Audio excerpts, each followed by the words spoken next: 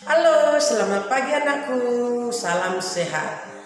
Baik anak-anakku semua dan orang tua anak didik kami yang sangat kami sayangi. Selamat berjumpa kembali pada pagi hari ini dalam video pembelajaran kita, yaitu pembelajaran tema 7, subtema 3, muatan bahasa Indonesia. Mari anak-anakku, persiapkan dirimu untuk belajar hari ini. Kata sulit dan istilah dalam teks. Kata sulit dalam suatu teks adalah kata yang belum kamu ketahui artinya. Dalam suatu teks, kata sulit juga dapat berupa istilah. Istilah adalah kata atau gabungan kata yang menjelaskan konsep atau keadaan dalam bidang tertentu. Istilah sering juga disebut sebagai kata atau ungkapan khusus. Untuk mengetahui arti dari suatu istilah, kamu dapat mencarinya di Kamus Besar Bahasa Indonesia atau KBBI. Saat mencari arti suatu istilah dalam kamus, kamu harus mencari istilah tersebut dalam bentuk kata dasarnya terlebih dahulu. Ayo perhatikan contoh berikut. Kata kesatuan. Kata kesatuan terdiri atas imbuhan ke dan an serta kata dasar satu. Jadi, saat mencari arti kata kesatuan di Kamus Besar Bahasa Indonesia, carilah menggunakan kata satu.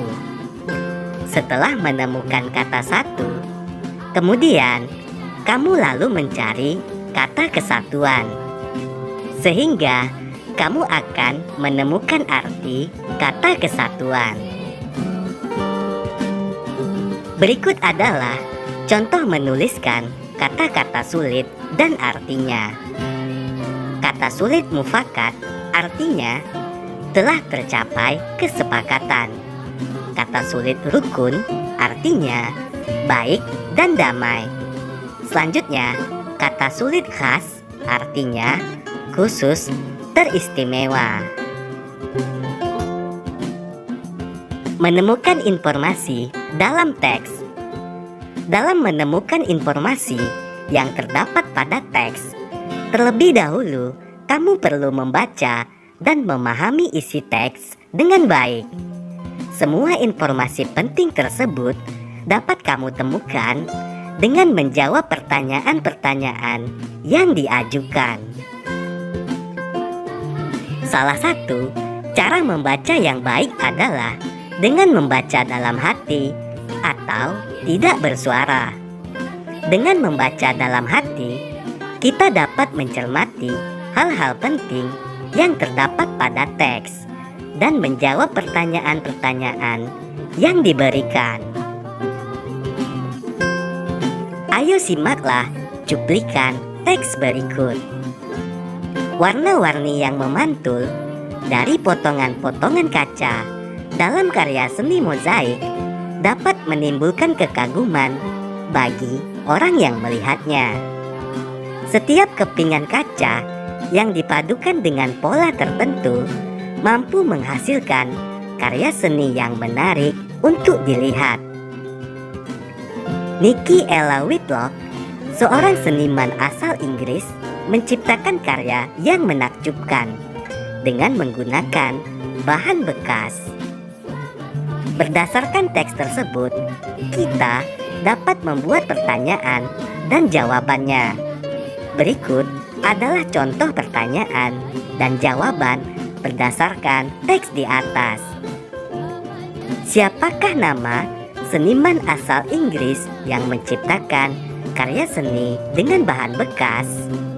Jawabannya, Nikki Ella Whitlock.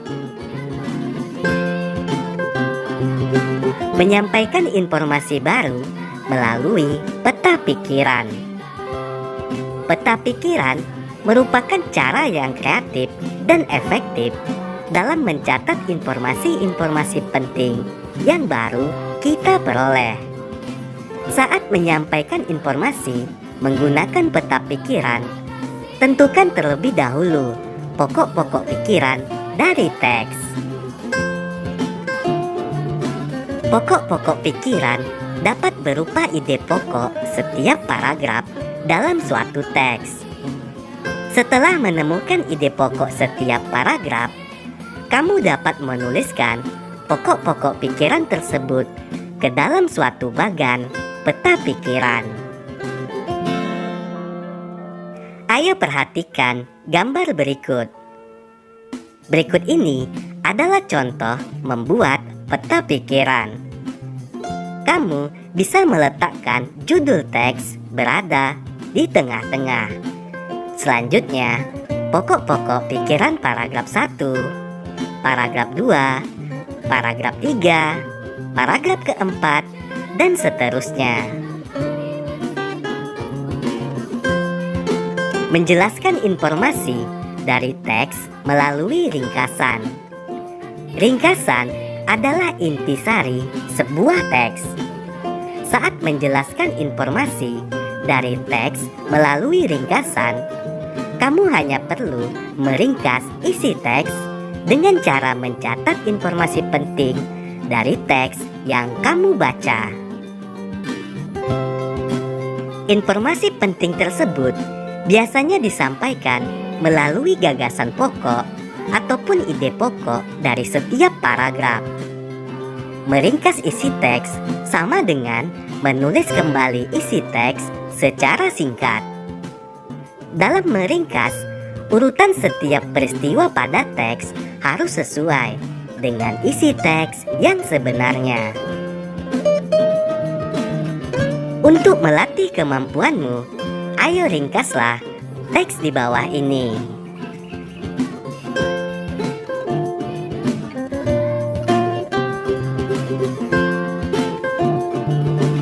Menuliskan informasi dalam bentuk peta pikiran. Ada banyak cara untuk menyampaikan informasi pada suatu teks. Informasi-informasi yang telah kita dapat sebaiknya ditulis secara ringkas dan jelas agar pembaca dapat memahaminya. Kita dapat menyampaikan informasi pada sebuah teks ke dalam beberapa kalimat. Selain itu, kita juga dapat menyampaikan informasi tersebut melalui peta pikiran. Peta pikiran adalah menuliskan informasi yang kamu dapat pada sebuah teks dalam bentuk kotak-kotak dan saling berkaitan.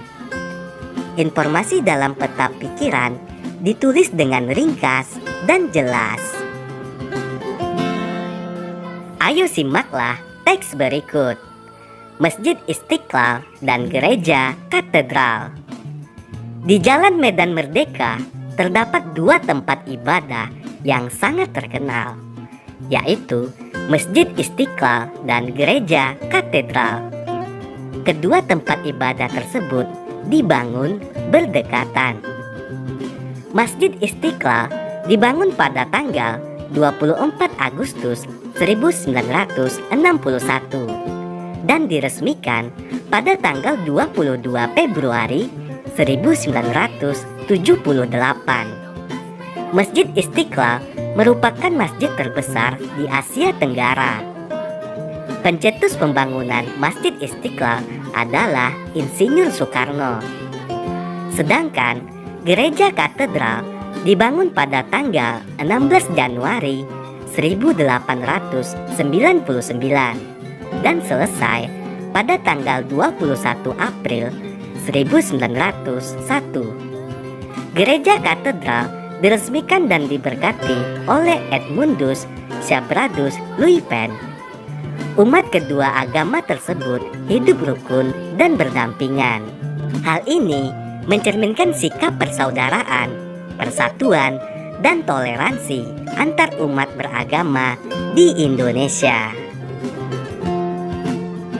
Setelah menyimak teks tersebut, sekarang ayo buatlah peta pikiran berdasarkan teks tersebut.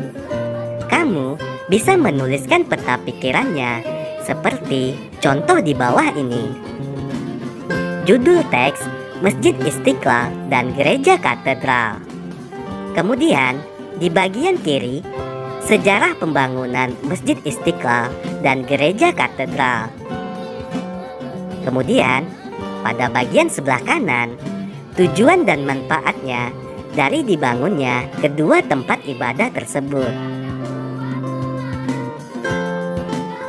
Menuliskan gagasan pokok sebuah paragraf. Gagasan pokok adalah inti dari pembahasan pada sebuah paragraf. Dengan memahami gagasan pokok sebuah paragraf, kamu dapat memahami isi dari paragraf tersebut. Gagasan pokok terletak pada kalimat utama. Biasanya, kalimat utama sebuah paragraf terletak pada awal atau akhir sebuah paragraf. Ayo simaklah teks berikut. Pada tahun 1959, Presiden Soekarno memberikan gelar Bapak Pendidikan Indonesia kepada Ki Hajar Dewantara. Gelar ini diberikan karena jasa beliau dalam merintis pendidikan di Indonesia. Tanggal 2 Mei ditetapkan sebagai Hari Pendidikan Nasional. Penetapan itu bertepatan dengan hari lahir Ki Hajar Dewantara. Berdasarkan teks tersebut, kalimat utamanya adalah pada tahun 1959, Presiden Soekarno memberikan gelar Bapak Pendidikan Indonesia kepada Ki Hajar Dewantara. Jadi, kalimat utamanya berada di awal paragraf. Selanjutnya, gagasan pokoknya yaitu pemberian gelar Bapak Pendidikan Indonesia. Baik anak-anakku semua, sekarang pembelajaran kita sudah selesai. Semoga apa yang kita pelajari hari ini dapat bermanfaat dalam kehidupan kita sehari-hari. Perlu kamu ingat anakku, tetap menjaga kesehatan supaya kita terhindar dari penyakit yang mematikan. Tetap semangat. Sekian dan terima kasih. Dadah.